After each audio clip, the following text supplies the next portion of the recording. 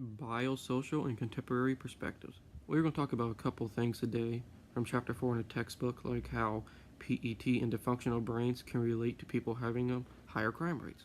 Another thing we're going to talk about today is how your diet can play a major effect in how you act, how you are, and how it could affect some people in a weird way for them might even cause them to commit a few crimes.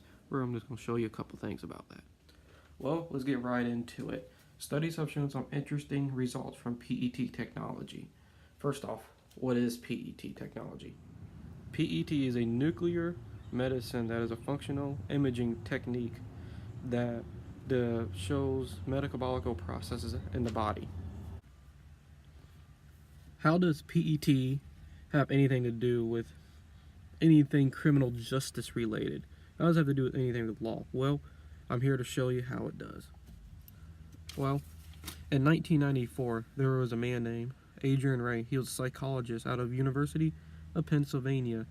He had a crazy idea to do a study on 22 murderers and a few attempted murderers on their he just wanted to do a scan of their brains with PET technology.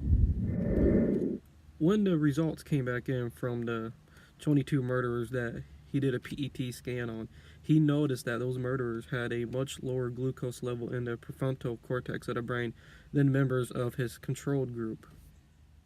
Which psychologist, Mr. Rain, concluded that, and I quote, defects localized to the prefrontal cortex may be related to violence.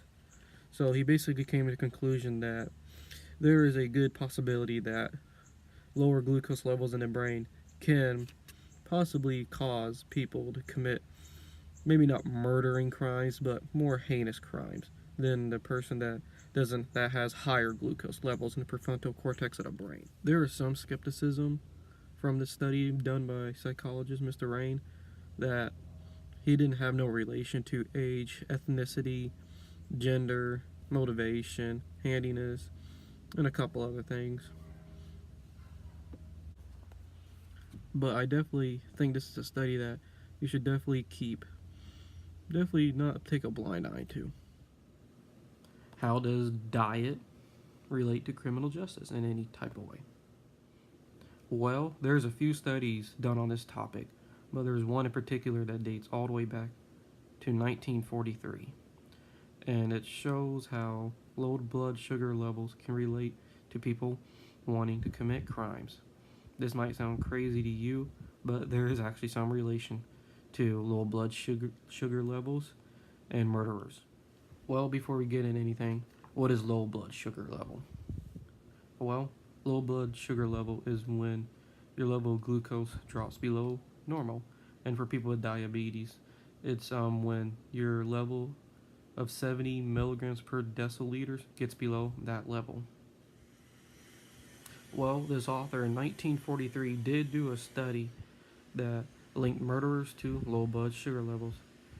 He came to the conclusion that low blood sugar levels would result in a spike of insulin, which would put the person in a different state of mind in which he would not be able to conclude long-term consequences on the crime that he or she would commit. Let's get out of the World War II era and jump ahead 37 years to the 1980s. Now that we're in the 80s, let's go to the case of San Francisco police officer Dan White and how his case relates to all of this and how his case became known as the Twinkle defense.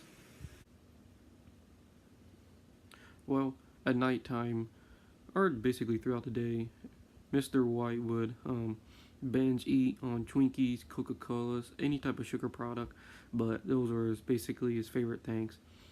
And later on, he would commit a murder, and he would murder the mayor and councilman of San Francisco. Pretty big crime back in that day, definitely in the San Francisco Bay Area. Everybody knew he did the murder, so in his defense, they were trying to get him like a less harsh of a penalty. So they played one of the most interesting cards that he was taking in too much sugar.